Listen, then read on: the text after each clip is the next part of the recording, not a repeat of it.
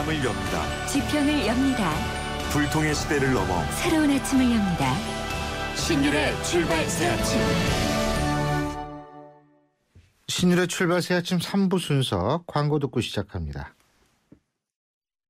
총서 개고만 외국죠. 고객님께 정말 감사드립니다.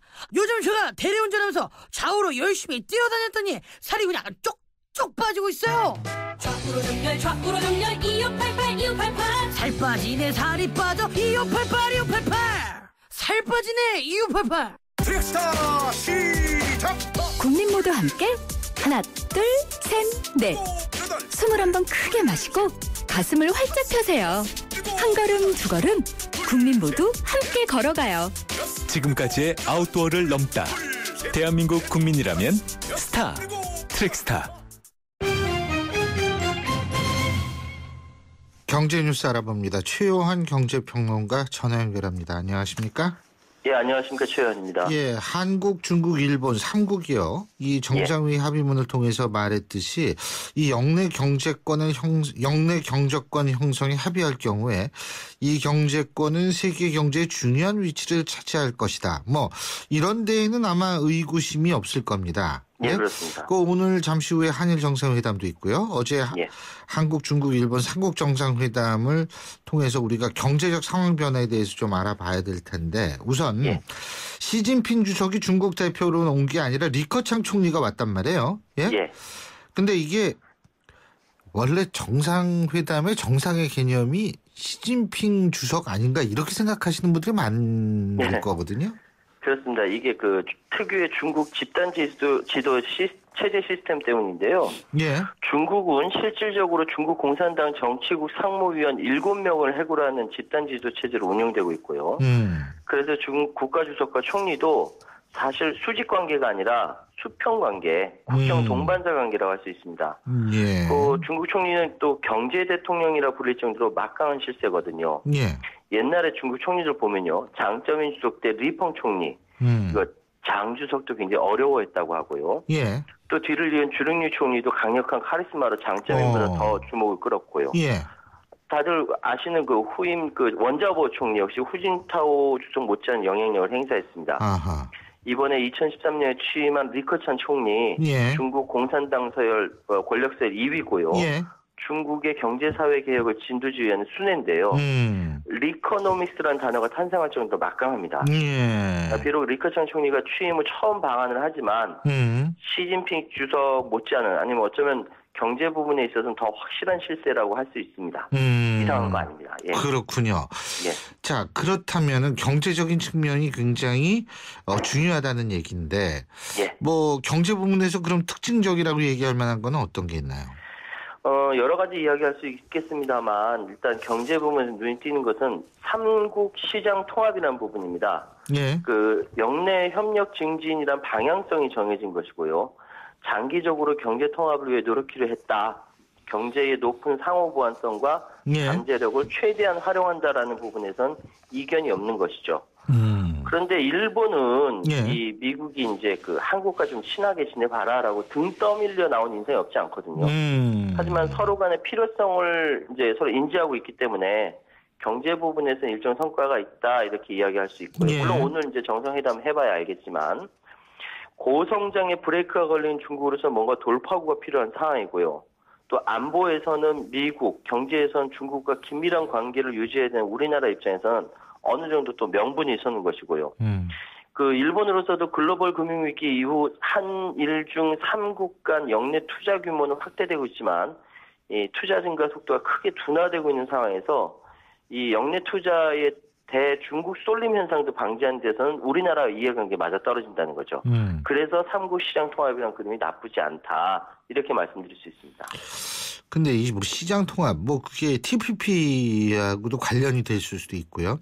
한국, 중국, 일본의 FTA 문제, 그리고 삼국 영내 포괄적 경제 동반자 협정, 이름이 길어요. RCEP.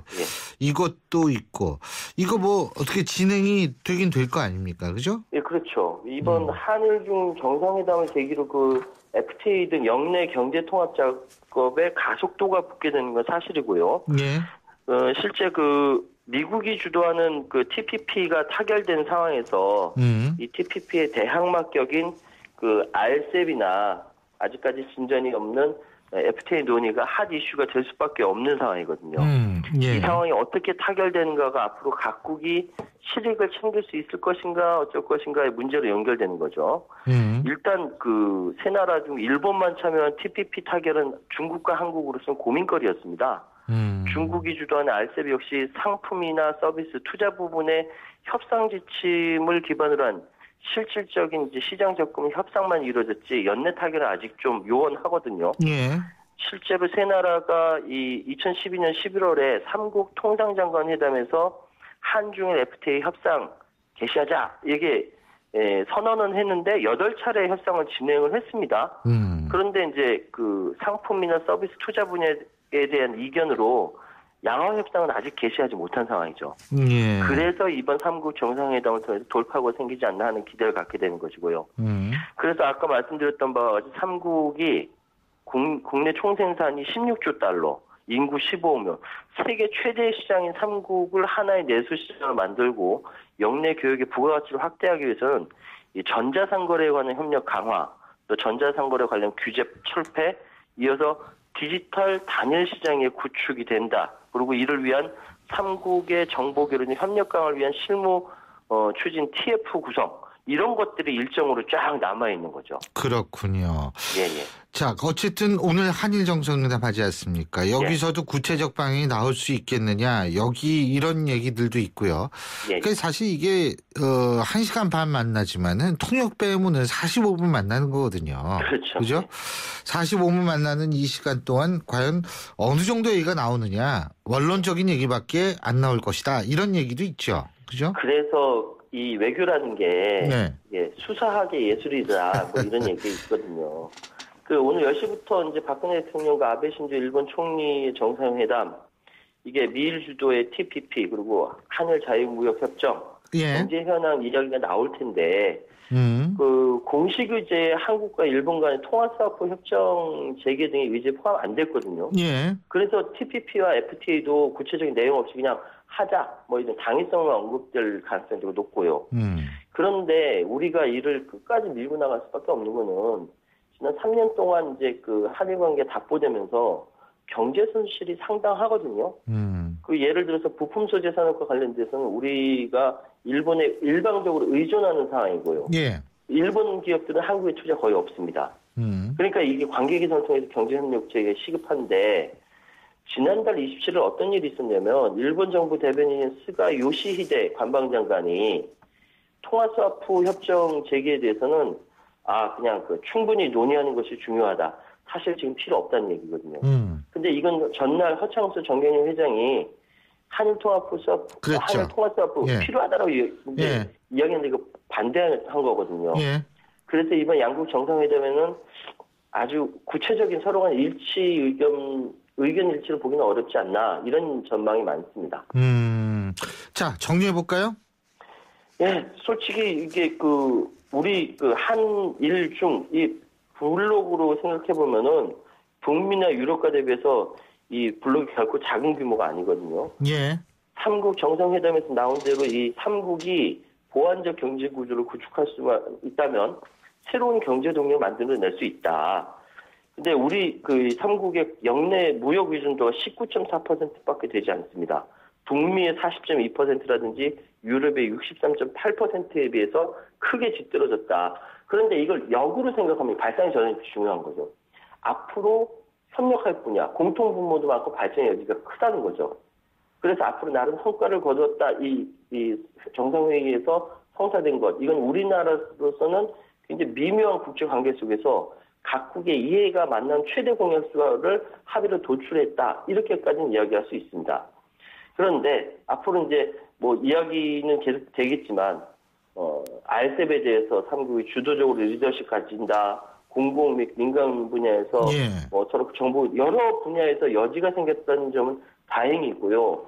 우리나라는 창조 경제, 중국은 창신 경제, 일본은 혁신 정책이라는 방향성의 이 공통 분모에서 함께 도출한 거니까 조금 더 전진이 있지 않을까. 흔히 하는 말대로 첫 술밥에 배부르랴. 뭐 이렇게 이야기할 수 있습니다. 예, 오늘 말씀 여기까지 듣죠. 고맙습니다. 예, 감사합니다. 예, 지금까지 최요한 경제평론가였습니다. 신율의 출발새 아침 오늘 순서 시작합니다. 오늘 아침 당신이 듣고 싶은 뉴스 94.5MHz YTN 뉴스 FM 신율의 출발 새 아침.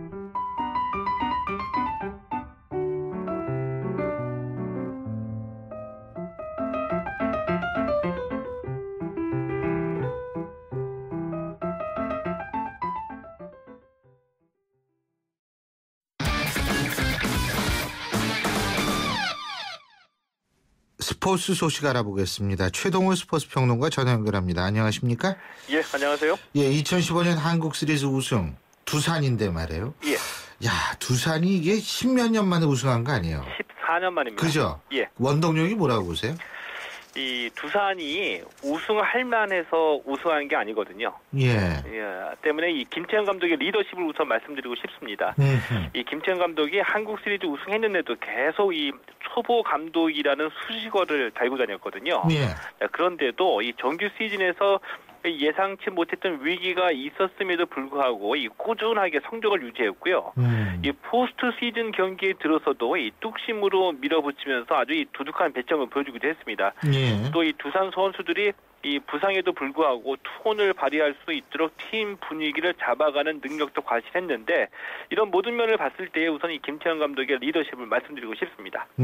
그렇죠. 그리고 두산 선수들도 또 기대 이상의 활약 펼친 선수들도 많지 않습니까? 예, 많이 있죠. 대표적으로 허경민 선수인데요. 허경민 선수 이번에 좋은 모습 보여주면서 이 프리미어 12 국가대표팀에 또 새롭게 선발이 됐고요. 이 올 시즌 개막하기 전에 이 김태형 감독이 한 말이 좀 생각이 납니다. 이렇게 얘기했습니다. 이 올해 두산은 이 허경민, 박건우, 최주환 이 세 명의 선수들이 어떻게 활약하느냐에 따라서 성적이 갈릴 것이다. 이렇게 얘기했거든요.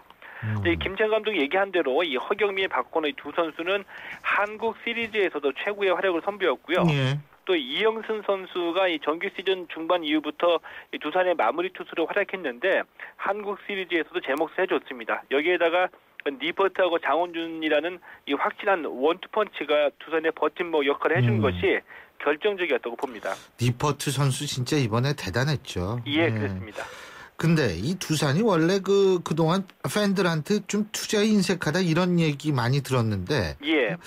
근데 박용만 두산그룹 회장 말이에요. 예. 한국 시리즈에서는 남다른 행보를 보였다고 그러는데 무슨 얘기예요? 이 박용만 두산그룹 회장이 예. 3차전에서 두산을 응원하러 경기장에 직접 왔는데요. 예. 이 VIP석이 아니라 일반 관중석에 앉아서 응원을 했습니다. 자, 그런데 이 공교롭게도 그날 비가 왔거든요. 예. 비가 오는데도 자리를 피하지 않고 비 맞으면서 꿋꿋하게 응원하는 모습이 굉장히 인상적이었었거든요. 예. 이런 모습이 있었고 또 이 우승 직후에 이 두산의 4번 타자 김현수 선수가 이제 FA 자유계약 선수로 풀려나게 되는데 이 선수를 잡겠다고 하면은 전폭적인 지원을 하겠다 이렇게 얘기를 했거든요. 예. 근데 보통 이 그룹의 오너 이 회장이 야구단과 관련해서 지원하겠다, 투자하겠다, 어떤 선수 스카우트하겠다 이런 얘기들 흔히 듣는 얘기잖아요. 예. 그런데 이 박용만 회장은 구단에서 결정하면이라는 전제 조건을 달았습니다. 자, 이것이 좀 다른 면인데요. 지금까지 대부분의 오너들은 오너 스스로가 먼저 구단에서 결정하기 전에 팬들에게 선심 쓰듯이 즉흥적으로 이 선수 또는 저 선수 우리가 스카우트하겠다, 투자하겠다 이렇게 말을 해왔거든요. 예. 근데 박용만 회장은 모든 것은 프론트에서 결정할 일이고 나는 구단 운영에 개입하지 않겠다는 뜻으로 분명히 선을 그으면서 구단이 결정하면 김현수 선수 붙잡는데 전폭적으로 지원하겠다 이렇게 얘기해서 좀 남다르게 느껴졌습니다. 그렇죠. 근데 예. 이 5차전 우승 그러니까 승리 직후에 잠실구장에서는 전에 없었던 장면들이 연출됐다고 하는데 어떤 장면이죠? 이 두산의 한국 시리즈 우승이 14년 만이거든요. 예. 그러니까 이 두산 팬으로서도 감격적인 겁니다. 그래서 우승이 확정되면서 이제 관중석에 있는 두산 팬들 중에서 눈물을 흘리는 분들이 너무나 많았어요. 두산 선수들이 이제 관중들한테 인사하러 가서 쭉 일렬로 도열해 있는데 눈물 분위기가 너무 많으니까 이 장내 아나운서가 너무 많은 팬들이 울고 있다 이렇게 얘기하면서 두산 선수들에게 분위기 좀 띄워달라고 얘기했거든요. 예. 그러니까 이제 두산 선수들이 거기서 즉흥적으로 춤을 추는 이런 일까지 있었습니다. 예. 그런데 또 하나 아주 좀 흐뭇한 장면이 삼성 선수들 말이에요. 자리 뜨지 않고서 두산 선수단 축하해주는 모습 보인 거 이 부분 아니겠어요? 예, 그렇습니다. 이 삼성의 류중일 감독이 프로에서 2등은 비참하다 이런 말까지 했거든요. 예. 그렇게 참담한 심정이었음에도 불구하고 끝까지 자리를 지키면서 이 두산 선수들이 우승 세레머니를 하는 동안 박수해주고 축하하는 모습을 보여줬습니다. 이런 모습이 비록 우승을 못하더라도 삼성이 이런 모습이 굉장히 호평을 받으면서 또 다른 박수를 받게 됐죠. 예. 어쨌든 뭐 삼성 이 진짜 왕조라는 얘기 듣지 않았습니까? 그죠? 예. 근데 그렇게 대단한 팀다운 모습을 보여줬다라는 생각도 드네요. 예. 자, 어쨌든 2015년 KBO 리그가 두산의 한국 시리즈 우승으로 막을 내리면서 이제 야구 팬들의 관심은 프리미어 12로 옮겨가고 있는데. 예. 그죠? 예. 이 대회 어떤 대회인지 간단하게 말씀해 주시죠. 예, 이 프리미어 12 야구가 올림픽 종목으로 재가입될 수 있게 좀 세계적인 붐을 일으키자 이런 목적을 갖고 탄생한 대회거든요. 예. 오는 8일 개막하는데 우리나라는 일본, 미국, 도미니카와 같이 B조에 속해 있고요. 6개 팀이 2개 조로 나뉘어지는데 각 조 4위 팀이 8강 토너먼트에 진출합니다. 예. 그렇군요. 예.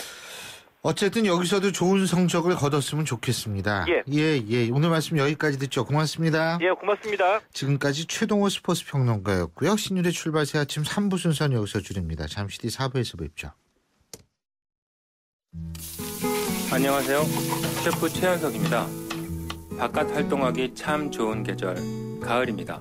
그런데 여러분, 이거 알고 계신가요? 66년 만에 찾아온 최악의 가뭄으로 일부 지역은 제한급수라는 비상사태를 맞이했고요. 가뭄이 계속될 경우 원활한 식수 공급에도 문제가 생길 수 있다고 합니다. 음식을 만드는데도 깨끗한 물이 없어서는 안 될 필수 요소인데요. 저 셰프 최현석이 추천하는 가뭄 해결을 위한 가장 손쉬운 방법, 바로 생활 속 물 절약입니다.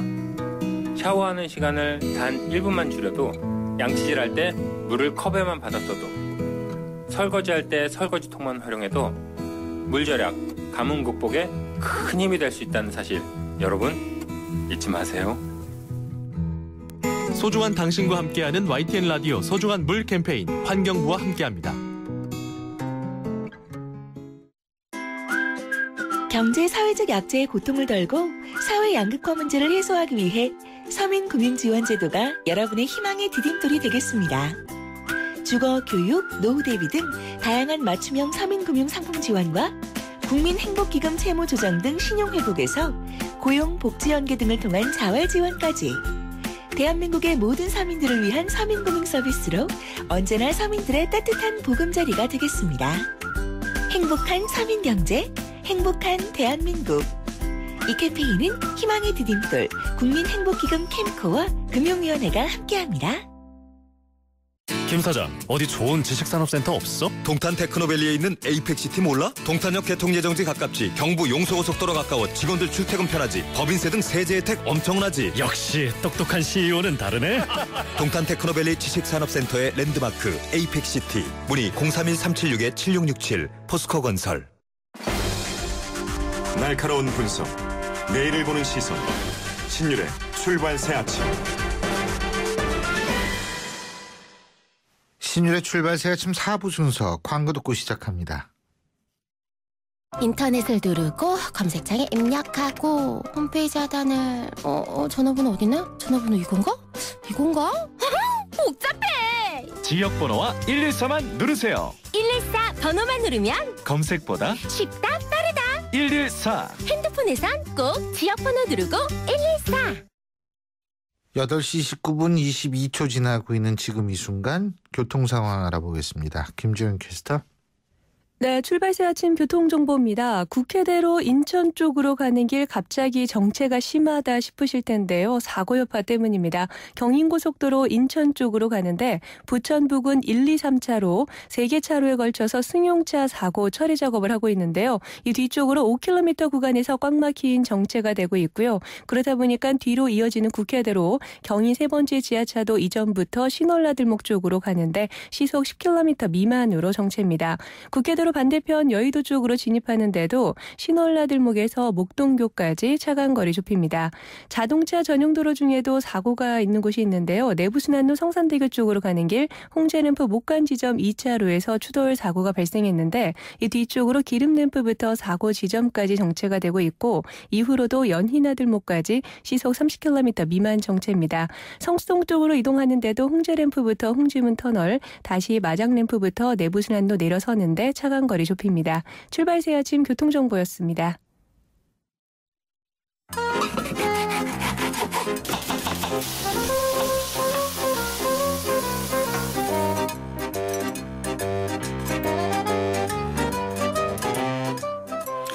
민심에서 점차 멀어지고 있는 정치를 다시 한번 좀 맛있게 만들어 볼까 해서 만든 코너죠. 온 국민 정치 요리쇼 정치 국방 식사 한번 합시다. 오늘도 이 식사 여러분의 식사를 위해서 그리고 정치인들의 식사를 위해서 두 분의 정치 셰프 모셨습니다. 청와대 홍보기획비서관을 지내신 위덕대학교 이상휘 부총장 나와 계십니다. 어서 오십시오. 안녕하십니까. 정치 셰프 이상입니다. 예. 그리고 중앙일보 기자 출신이시죠. 양지열 변호사 나와 계십니다. 어서 오십시오. 네, 안녕하세요. 예. 자, 먼저 이 국정교과서 얘기해야죠. 예. 국정교과서 반대는 그러니까 국정교과서 반대에 대해서 북한과 연계 관계가 있을 수도 있다. 그러니까 이념대결로 이제 가는 거죠. 이제 이른바 색깔론이 등장을 했습니다. 근데 이게 잊을만 하면 색깔론이 나와요. 어떻게 보세요? 뭐 이 색깔론 나오는 것은 우리가 가지고 있는 뭐 분단의 현실 때문에 계속해서 이런 얘기들이 나올 수밖에 없지 않나 하는 생각이 드는데 결론은 이렇습니다. 이제 역사는 없고 정치만 남은 그런 형태가 되는 것이죠. 그렇지 않겠습니까? 저는 좀 생각을 좀 달리하는 부분이 있습니다. 지금 어떤 형태든지 간에 역사 교과서가 그동안 문제가 되어 왔다. 그래서 지금 정부가 주도하에 국정 교과서를 만들겠다 이런 논란 아니겠습니까? 그래서 역사 교과서가 국정 교과서가 된다 그러면 정부에서 주도한다 그러면 교육의 다양성, 획일성 이런 부분이 문제가 된다라는 것입니다. 그런데 정부를 바라보는 시각이 좀 잘못됐다고 봐야 되겠죠. 어쩌면은 정부를 믿을 수 없다는 걸 알겠습니까? 그렇게 되면은. 그런데 역사라는 것이 우리가 우리가 살아온 역사적 궤적만 보더라도 조선조 시대도 왕조 시대에도 사실상 사관들의 실록을 만들어 왔었고 그걸 보고 또 우리는 역사라고 이야기하고 또 배우고 익히고 있습니다. 문제는 이제 정부가 왜 이렇게 못 믿을 존재가 되느냐라는 부분에서 이제 문제의 시발이 좀 있을 수가 있는 것 같고요. 그다음 두 번째로는 이렇습니다. 총체적인 사회가 비겁해졌다라는 생각이 좀 들어요. 왜 총체적으로 우리 사회가 좀 비겁해졌냐 그러면은 역사 문제에 대해서 지금 문제가 있었기 때문에 문제가 됐고 또 여기에 대해서 문제 해결하기 위해서 문제 해결 방안을 제시하니까 또 문제를 이야기하는 거 아니겠습니까? 그럼 결국 정부라든가 역사학자라든가 이런 사람들이 그동안 뭘 했느냐라고 반문해보고 먼저 그 사람들이 반성을 해야 되지 않느냐는 그런 생각이에요. 그래서 국정으로 가면 정쟁이 유발된다 그러는데 그럼 거민정으로 와서 지금 정쟁이 유발 안 됐습니까? 다 유발되어 있는 부분이거든요. 이게 결국은 똑긴 객긴이라는 생각이 들어서 좀 섭섭하다는 생각이 좀 듭니다. 예, 그렇군요. 어떻게 보세요? 우리 총장님께서는 이제 왜 이렇게 정부를 못 믿는지라는 말씀도 하셨는데 이제 법적으로 말씀을 드리면 원래 법에서는 정부를 안 믿습니다. 그러니까 권력을 믿을 수 없다라는 거 하는 게 역사적인 경험에서 나오는 것이고 그래서 법적으로 사실 삼권 분립도 놓고 있고요. 왜 다 뭉쳐놓으면 효율적이지만 왜 흐트러 놓겠습니까? 이게 뭔가 권력이 주어지면 꼭 부패하고 꼭 말썽을 일으키더라는 것이었고요. 그다음에 이게 그러면 영역의 문제로 봤었을 때 과연 국가에게 맡겨서 해결해야 될 문제냐. 색깔론이요. 색깔론은 더 말씀드리자면 그러면 왜 그러니까 이제 반대를 하다 보니까 색깔론이 나오는데 좀 너무 색깔을 많이 칠하시는 것 같아요. 여권에서 다 빨갛다고 하시니까 이게 역사학자 90%가 좌파라고 하시질 않느냐. 이 정부 내에서 어떤 여권 내에서도 이재호 의원이나 정두원 의원, 유승민 의원 같은 경우는 다 공개적으로 반대를 하고 계신데 그러면 그분들도 다 왼쪽으로 가 계신 건지. 그럼 지난 거민정 교과서로 배운 그러면 아이들, 지금은 아이들이 아니라 청년들이 될 텐데 그분들은 다 정말 암울한 미래를 가지고 이게 색칠에 대해서 나오신 분들이라고 봐야 될 것인지 좀 심하게 간 것 같다는 거죠. 근데 제가 거듭 말씀드리지만 옛날에 국정교과서 배웠던 세대들이 386 세대라는 이름으로 우리나라 역사상 가장 진보적인 그렇죠. 마인드를 가졌던 세대가 됐고 반대로 검인정 교과서로 배웠던 세대들도 이번에 북한 도발했을 때 전역 미루겠습니다라는 장병들이 계속 나오지 않았습니까? 그렇죠. 네? 그러니까 사실은 제가 볼 때에는 교과서에 의해서 사람들의 멘탈이 결정되지는 않을 수 있다라는 사실인데 이 문제 글쎄 또 이러다간 양쪽에서 욕먹게 생겼지만 예. 자, 저는 하도 욕먹어서 상관은 없어요. 근데 이러한 색깔론은 이제 막말론으로 대항을 합니다. 예? 예. 두뇌 정상학 시판 친박 실성파 새정치민주연합의 이종걸 원내대표의 발언인데 어떻게 보십니까? 친박 실성파라 그래서 언제 말씀을 드렸습니다만 전 막가파 이후에 친박 실성파가 있다는 것도 처음 들어봤는데 이 막말로 나가서는 안 되죠. 정치가 최소한 품위를 지켜야 되는 부분이고 역사교과서 자체가 논쟁에 대한 핵심 시발이 결국 이념적 편향성이었습니다.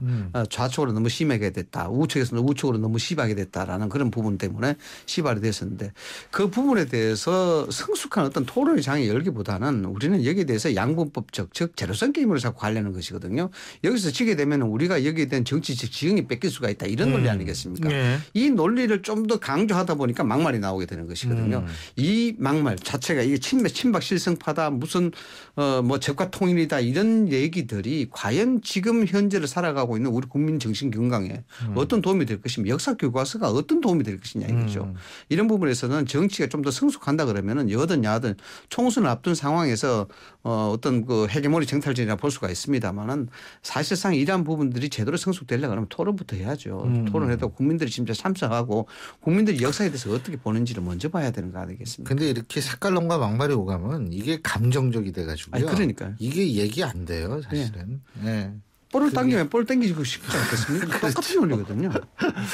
이게 이종걸 원내대표가 그 청와대에 들어갔을 때 대통령은 무속인이 아니다. 예, 그 얘기 하셨잖아요. 근데 그 얘기를 한 이유가 뭐였냐면 박 대통령이 전체적으로 그런 기운이 느껴진다는 얘기를 하지만 잡으신 거 아니에요. 그거는 그 기운이라는 거는 무속인이 얘기하는 기운과 다름에도 불구하고 그렇게 대통령을 그렇게 비유한다는 것이 적절했는가에 대해서는. 그러니까 저도 그 얘기를 드리고 싶은 게 뭐냐면 그런데 지금 이종걸 대표나 아니면 새정치민주연합에서 나오면서 너무 친일이나 아니면 복제 미화 이런 쪽이 마치 기정사실처럼 그렇게 얘기를 하고 있어요. 근데 그 얘기는 어떻게 보면 본인들이 아니 있지도 않은 것에 대해서 그렇게 너무 세게 얘기를 하다 보면 대통령께서 기운이라고 얘기하는 걸 똑같은 비판을 받을 수가 있거든요. 그러니까 결국엔 서로의 지지 세력에 대해서 너무 지나치게 호소를 하다 보니까 이게 정치권이 어떻게 보면은 우리를 대리해서 국민을 대리해서 나가서 얘기하고 그쪽에서 타협점을 찾아줘야 되는 게 정치권인데 이게 국민들을 선전선동하고 있는 게 정치권인 것 같아요. 특히 이 문제에 있어서는. 그건 너무 양쪽 다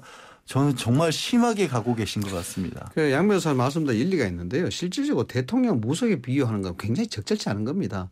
무속인이 잘못됐다는 것이 아니고 뭐 그 사람들이 문제가 있다는 것이 아니고 일단 객관적이고 명확하지 않는 어떤 그런 대통령을 상징하는 듯한 그런 표현이기 때문에 굉장히 적절치 않고 한나라의 국가 수반을 그렇게 정치 지도자들이 그렇게 이야기하는 건 맞지 않고요. 이 국정교과서 논쟁 자체가 이게 친북이다 종북이다 그다음에 이념적으로 좌파다 이런 논리 자체가 정치권에서 사실 먼저 나온 게 아닙니다. 이게. 정치권에서 제일 처음 나왔다 그러면 2013년도 국정감사에서부터 비롯됐죠. 그때부터 정치권이 국정감사 정돈 의원은 본인이 제일 먼저 제기했다 이렇게 주장합니다. 예. 그런데 왜냐 그러면 이 문제가 국정교과서를 했을 때 2000년 초반부터 시작해서 이 문제는 이념적으로 상당히 경사된 문제가 있다. 이 국정교과서에 대한 역사교과서 문제는 계속 논란과 논쟁의 대상이 되어 왔었기 때문에 지금 와서 이제 이야기가 되는 거예요. 어쨌든 제가 볼 때는 이 국정교과서 문제 이거 사실은 아까 그러니까 있지 않은 사실을 너무 기정사실화한다 이런 말씀하셨는데 그게 이번만은 아니에요. 그렇죠. 예전에 국정원 그 해킹 프로그램 구입 문제 했을 때, 그때도 사실은 온 국민이 사찰당한다는 온 국민 아니면 하여간 민간인 사찰 의혹을 제기했지 않습니까? 이게 가능성에 관한 가능성에 대한 의혹 제기고, 그 이번에도 가능성에 대한 의혹 제기다 이런 얘기들이 있거든요. 사실 가능성에 대한 문제 제기다. 그렇죠. 재판에서 우리가 재판의 비유를 들자면 감정만 가지고 누가 봐도 이건 맞지 않습니까? 재판장님 당신도 상식 있는 사람이니까 이쪽으로 판결을 해 주십시오라고 증거도 없이 얘기를 하면 100점 100패입니다. 지금 그런 상황이 그때도 말씀하신 것처럼 저는 그래요. 그런 어떤 국정원에서 이유가 어찌됐든 시간에 그런 어떤 부정적으로 쓰일 요소가 있는 것들을 도입했다는 것 자체를 문제를 삼았어야 되는데 결과를 이미 사찰이 있었던 것처럼 자꾸 나오다 보니까 결국 아무것도 못 잡았지 않습니까? 아니 그리고 저는 그게 그렇게 중요했으면 이번 감사 때 그 얘기가 나왔어야 되는 거 아닌가라는 생각을 하는데 물론 야당 측은 그래요. 국정원이 자료를 안 줘가지고 우리가 문제 지금 아니 그건 말씀하시죠. 못 찾아낼 게 뻔한 얘기를 뭐하러 하냐고요. 저 그때 들고 나왔을 때도 왜 안철수 의원 당시에 잠깐 나와가지고 문재인 대표 휴대폰까지 스마트폰까지 이렇게 프로그램을 해보면서 자 보십시오 이런 거기서 무슨 휴대폰 시연하는 것도 아니고 왜 그런 희극적인 일을 벌려가지고 결국 결론은 아무것도 없었지 않습니까? 그러니까 흐지부지 돼버린 거죠. 이것도 마찬가지라고 저는 봐요. 그래서 지금 저는 굳이 비교를 들자면 뭐가 문제냐면 음식이 맛이 없으면 아까 말씀하신 건 만약 이념적으로 문제가 되고 그러면 주방장을 부르고 매니저를 불러서 야 간이 좀 세다 아니면 고기가 너무 탔다 얘기를 해야 되는데 왜 직접 주방에 들어가려고 하느냐 이 부분을 제기하면 되는데 네가 직접 주방에 들어가면 반드시 맛없는 요리가 나온다. 그건 또 아니거든요. 그러니까 그 뭔가를 좀 지적할 부분들을 정확하게 지적을 해서 공격을 했으면 좋겠어요. 자 그래서 이제 음식 말씀 우리 양지열 변호사께서 해주셔서 말씀 여쭤보는 건데 자 이거 가상의 식사 자리 만들면 지금 뭘 좀 먹어야 돼요? 맞습니다. 뭐 식사는 하시는 게 맞을 것 같은데. 밥이나 먹자 이거죠. 밥이나 먹어야 되는데. 근데 밥이나가 아니에요. 밥 먹는 게 무지 중요한데 밥이나 먹자 이거 아니죠. 혹시 신 교수님 그 물회 드셔보셨습니까? 그럼요. 저는 뭐 해안가 고향이라서 포항이 고향이라서 물회를 아주 자주 먹는데. 포항 물회 우리 학교 근처에 고래회도 있어요. 근데 그건 어쩌다 잡힌 거 이거 의도적으로 잡을 수는 없죠. 그건 좀 비싸고요. 그 물회가 제주도도 있고 뭐 강원도 지역도 물회가 있고 이 동해안 지역으로 물회가 굉장히 맛있는데 저는 물회를 좀 추천하고 싶습니다. 왜냐 그러면 물회 자체가 물에다가 생선회를 담궈서 그것을 건져 먹는 거거든요. 이래가 보면은 물과 생선회라는 것이 굉장히 이질적 관계예요. 그렇지 않습니까? 그러나 물에다가 생선회를 담궈서 이렇게 건져 먹는데 그게 뭐가 들어갔냐 그러면은 양념장에 들어가죠. 어떤 양념장에 들어갔냐? 고추장이 들어갑니다. 거기에 배가 들어갑니다. 단맛을 내는 배가 들어가는데 문제는 이 양념이 굉장히 잘 돼 있기 때문에 이 물회가 물과 생선회라는 게 이질적인 어떤 그럼에도 불구하고 그 굉장히 그 사람들 대중적 입맛에 땡기는 것이거든요. 그리고 이 물회라는 것이 배 사람들이 뱃일을 하면서 굉장히 시간도 없고 바쁘고 그래서 급하게 만들어 먹던 음식이 바로 이게 물회입니다. 그렇군요. 그래서 어떻게 유래가 딱 정해진 것이 아니고 근데 제가 왜 이런 말씀 드리냐 그러면은 지금 역사 문제도 굉장히 이질적입니다. 좌에서 보면 좌측, 우에서 보면 우측. 이래서 그래요. 이질적이고 굉장히 대립적인 관계인데 여기에 뭘로 양념을 해서 이것을 만들어내냐는 그런 문제입니다. 지금 양념을 해서 버무려 내는 것이 뭐냐면 정치적인 것이 양념에 들어가 있는 거예요. 그러니까 이것이 가뜩이나 이질적인데도 불구하고 맛이 없고 사람들한테 자꾸 관심에서 멀어지는 것입니다. 그래서 여기에 대해서 고추장과 같은 물에 양념이 들어가려고 그러면 정치적인 양념이 아니고 여기에 대한 역사에 대한 본질이 들어가야 된다는 것이죠. 그 본질에 대한 양념이 들어가면은 좌에서 우에서 어느 쪽이든지 이 부분에 대해서 대중적이고 사람들한테 주목받고 관심을 받을 수 있다는 것입니다. 그렇게 되면은 이 역사라는 게 그렇습니다. 뭐 우리가 앞서도 토론을 했습니다마는 검정이든 국정이든 역사적 본질을 보면 이 문제가 될 게 않습니다. 역사는 그 본질적 가치에서 우리가 충실하고 좌에서든 우에서든 어떤 사람이든 정치인이든 일반인이든 그런 관점에서 본다 그러면 국정 교과서를 만들어내든 검인적인 교과서를 만들어내든 어떤 문제가 있겠습니까? 보는 관점이고 가르치는 입장이 다 똑같은데 설마 역사 교과서가 나라를 망하게 하고 가르치겠습니까? 학생들 비행으로 몰고 그걸 가르치겠습니까? 아니다는 거죠. 지금은 정치적인 양념이 고추장이 아닌 정치적인 양념이 들어갔기 때문에 이 자체가 그렇게 시끄럽다는 거예요. 그래서 물에 좀 드시고 물에가 왜 맛있는지 물과 고추장을 빼고 물과 생선에만 넣으면 그거 먹겠습니까? 안 먹는다는 거죠. 그 양념에 대한 부분은 우리가 좀 인식을 했으면 좋겠다. 지금 이상희 부총장님이 그 말씀하시니까 뭐냐면 이 문제 가지고 우파는 좌쪽으로 생각하고 그렇죠. 좌파는 진보는 우파라고 생각한다 이런 말씀하셨는데 이게요 토론 사회보다 보면 이게 중립적으로 보면은. 저쪽은 저쪽 편이라고 생각하고 이쪽은 또 저쪽 편이라고 생각해요. 그거 원래 그렇거든요. 양쪽으로 욕먹는 지름길이 이제 그런 건데 그리고 지금 갑자기 부총장님 말씀 이렇게 듣다 생각난 건데 국사 교과서 가지고 싸울 게 아니라 EBS 교재를 중립적인 필진으로 만드는 게 가장 영향력이 있지 않을까 갑자기 이런 생각도 들어요. 네, 맞죠. 그래서 이 다양한 EBS 대안들이 교재만 보거든요, 있는데 사실. 다양한 대안들이 있는데 이게 그 문제가 되는 게 총선 때문에 그런 거예요. 제가 봐서는. EBS 교재가 갑자기 생각이 났습니다. 예. 자, 변호사님. 저는 원조 크림 파스타를 한번 드셔보셨으면 좋겠어요. 이것도 내 지난주에서 2주 연속 아는 음식 나왔어. 이야, 이게 대단한 거예요. 예. 계속 하시죠. 네, 제 아는 음식. 아니, 크림 파스타는 이제 많이들 드셔보셨을 텐데 제가 원조란 말을 굳이 붙인 말씀은 뭐냐면 이제 좀 국제화 시대가 되다 보니까 맛집을 세계적으로도 가서 로마에 가셔서 제대로 된 크림 파스타를 드셔보겠다 하시는 분들도 계세요. 근데 막상 이탈리아 로마에 특히 가셔서 원조 크림 파스타를 드셔보시면 생각보다 맛이 이상합니다. 왜냐하면 그쪽 파스타들은 우리로 비교를 하지만 우리는 이렇게 국물도 좀 자박자박하고 이 무슨 스프에 국수 말아놓은 것 같은 그런 모양새를 띠고 있는데 거기는 아주 드라이해서 그냥 뭐 버터나 치즈 같은 걸 비벼 먹는 그런 수준이거든요. 비빔국수. 네, 비빔국수인데 양념장도 많지가 않아요. 그래서 이거 뭐야 이렇게 뻑뻑해 이렇게 생각하시는 분들이 많은데 어쨌든 그게 원조는 원조거든요. 그러면 이게 파스타를 만드는 게 그렇게 만드는 게 올바른 파스타일까요? 아니면 우리나라처럼 만드는 게 올바른 파스타일까요?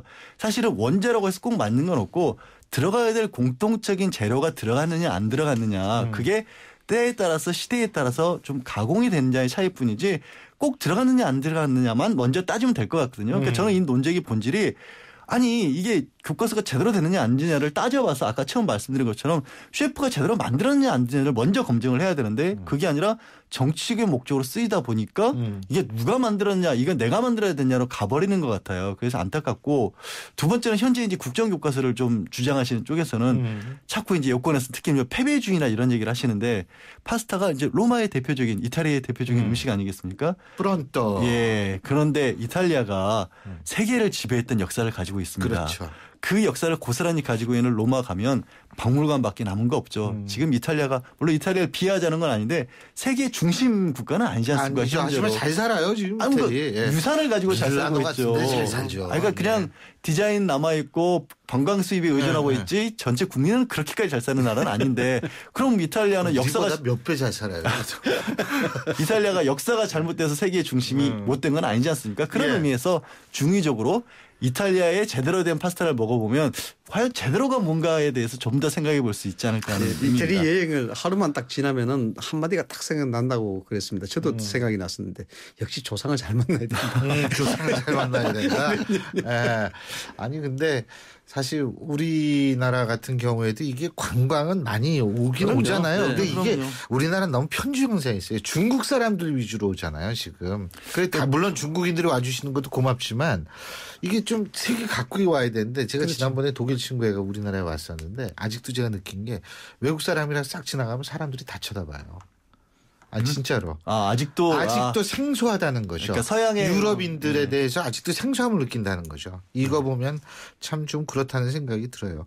근데 그 김무성 대표 처남이 출마해가지고 또 김무성 대표 근데 출마할 수 있는 거 아니에요? 아니 그 처남분 입장에서는 생각을 해보면 사실 아버님이 굉장히 유명한 분이셨잖아요. 오선인가 했던 의원이었고 이승만 몰랐어요? 전 대통령 때 비서관까지 지낸 분이고 정치적 집안이고 그 처남 입장에서는 뭐 방송에서 정치평론가로 나오시기도 했었고요. 오히려 집안에 어떻게 보면 적통을 잇는 건 본인이라고 생각을 하셔야 할 텐데 이제 사위인 김무성 대표가 여권 대표가 돼 있고 그러다 보니까 이제 본인도 기왕 나오는 거 한 번에 서초갑같이 대형 지역구에 나오셔서 본인 이름도 좀 올리시고 이러고 싶어 하시는 것 같은데 이제 김무성 대표 입장에서는 편하지는 않을 것 같아요. 어찌됐든 본인의 의도와 상관없이 집안에 자꾸 나오니까.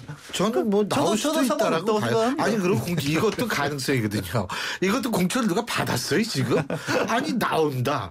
그럼 거기에 그 조윤선 전 청와대 정무수석도 계시고 이혜원 전 최고위원도 있고 이건 봐야 되는 건데 나오는 거야. 봐야 되는 건데 허사가지를 말하기가 좋은 게 조윤선 그러면 이제 친박인 거고 이혜원 하면 저쪽 친이 쪽 내지는 비박 쪽으로 가는 거 유승민 대표랑 친하시니까 이게 일단 그런 거죠. 서초란 지역이 공천만 받으면은 따놓은 당상이니까 그래서 그런 것 같은데. 근데 이게 공천을 받고 난 다음에 얘기를 해야지 이게. 자 오늘 한일 정상회담 하는데요, 그죠? 한일 정상회담 사실상 여기 얘기할 게 없어요. 왜 그러냐면. 결론이 나올 거라고 생각하는 사람이 거의 없거든요. 결론이 나올 수도 없고. 그래서 제가 부총장님께 여쭤보겠습니다. 밥을 안 먹잖아요, 이번에. 밥도 안 먹고 뭐 밥도 안 먹고 90분 하는데 밥을 안 먹어요. 네, 밥도 안 먹고 브리핑도 없다 그러죠. 네. 브리핑 아니 왜 브리핑이 없냐면 결론 안 나올 거 뻔하기 때문에 브리핑이 없는 거예요. 사실 이거 제가 개인적으로 생각할 때 뭐냐면 미국이 압력을 넣어서 만난 거예요. 야, 니네들 그렇게 싸우지 말고 좀 만나봐라. 그러니까 사실 이번 주지 뭐 이래서 만나는 거 아니에요. 이번 한일 회담이 3국이 한다는 얘기 있습니다. 그림자 미국이 참여하기 때문에 그렇죠. 3국이 한다 뭐 그런 얘기도 있는데 보통 통상 정상회담이라 그러면은 사전에 그런 얘기들이 많이 나옵니다. 조율되기 때문에 조율된 그 과제 자체가 어느 정도 성숙이 되면은 이런 얘기가 타결 될 것이다라고 이야기하는데 전혀 그런 얘기가 없죠. 그런 얘기가 없기 때문에 뭘 먹어야 돼? 근데 많이 먹는다면 밥을 먹었으면 뭐를 줬을 뻔. 뭐 초밥이 나올지 뭐 좀 두고 봐야 되겠습니다만은 뭐 그런 것도 좋은데 저는 충무김밥을 좀 권하고 싶어요. 충무김밥. 충무김밥 잘 아시죠? 이 역사적 기원을 이야기하면 아주 좋아요. 충무김밥 진짜로. 간단하죠. 간단한데 1930년대부터 이게 유래가 됐다고 합니다. 이 역시 배사람들이 먹던 음식입니다. 오늘 제가 이제 배사람들을 주로 갔는데 왜냐하면 한중일 자체가 전부 다 바다입니다. 바다를 근거로 해서 그 매개를 만나기 때문에 제가 자꾸 이제 배사람 음식 생각이 나는데 이 충무김밥은 그것도 배사람 음식이에요? 첫째. 충무가 어디입니까? 통영 아닙니까? 그렇죠. 충통영이죠. 이수신 장군의 의리 있는 곳이고 이수신 장군이 만든 건 아니죠. 충무김밥이. 명랑의 대첩이 살아 숨쉬는 곳. 그것이 그 이수신 장군이 의리설에 있는 것이 통영의 충무 아니겠습니까? 통영 아니겠습니까? 거기서 대표하는 음식이 뭐 여러 가지가 있습니다만 그쪽 가장 대중화된 게 충무김밥이죠. 충무김밥인데 이 충무김밥은 그냥 김에다가 밥을 말아가지고 여기에 이제 꼴뚜기한테 깍두기 해서 반찬해서 먹는 겁니다. 아무것도 들어가지가 않아요. 이 뭐냐? 결국 우리가 일본에 관해서 얻는 것은 아무것도 없습니다. 바라는 겁니다. 뭘 얻냐 그러면은 돈을 달라는 것도 아니고 배상을 어떻게 하라는 것도 아니고 여기 한일과의 근본적인 문제는 돈 문제가 아니고 정서적이고 민족적인 문제예요. 30년간 우리가 식민지 지배를 강점을 당하면서 이렇게 지내왔으면서 그동안 일본 쪽에서는 수많은 사과를 했다 그러는데 우리 그 사과를 받긴 받았습니다만 그게 진정성이 없었다는 거예요. 그럼에도 불구하고 사과해놓고는 또 다른 어떤 우경화 행보를 보이고 이러니까 우리는 거기에 대해서 감정 자체가 수그러들지 않는 겁니다. 반성에 대한 부분 진정한 모습을 보였다 그러면 이 문제 해결됐겠죠. 그래서 충무김밥이 아무것도 없이 김에다 밥을 말하는 어떤 그런 깨끗한 그런 단순한 거 아니겠습니까? 바로 그런 점에서 알겠습니다. 일본 아베가 좀 충무김밥 먹어봤으면. 뭐든지 다 먹었으면 좋겠어요. 우리 양지열 변호사님. 저는 그 녹차 다과를 한번 밥이 아니네요. 밥 대신 어차피 밥 안 드시기로 하셨으니까. 밥도 아깝다 이거죠. 녹차 아니 그런 정도는 아닙니다. 저도 그렇게 생각했는데 밥도 아깝다. 말씀하십시오. 한국이나 일본이나 공통점이 많지 않은데 음식에서 이 다도에서만은 공통적인 것이 많습니다. 그리고 중국과 달리 우리도 그렇고 일본도 그렇고 투명한 햄 녹차를 즐겨 마십니다. 그러니까 중국 차 같은 경우는 바로 식힌 검은 차를 많이 마시는데 그래도 우리는 속이 비친 하얀 차, 투명한 차, 찻잔도 투명하고 하얀 걸 좋아하고요. 그래서 제발 좀 속내를 서로 좀 투명하게 얘기를 좀 해봤으면 좋겠다는 겁니다.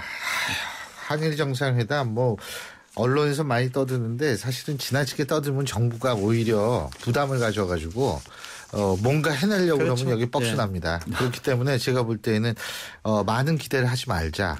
일단은 이번에 그리고 우리 같은 경우에 요구하는 거 딱 하나 사과인데 그게 그렇게 어렵냐. 이거 다시 한번 따지는 기회가 됐으면 좋겠다는 생각이네요.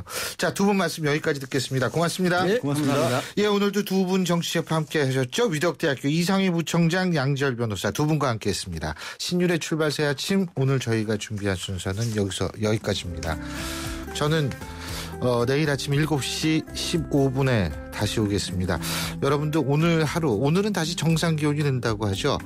그렇기 때문에 오늘이야말로 정말 가을을 한껏 느낄 수 있는 그런 하루가 되지 않을까라는 생각이 드네요. 한 주 힘차게 출발하시고요. 자, 좋은 하루 되십시오. 신유리였습니다. 고맙습니다.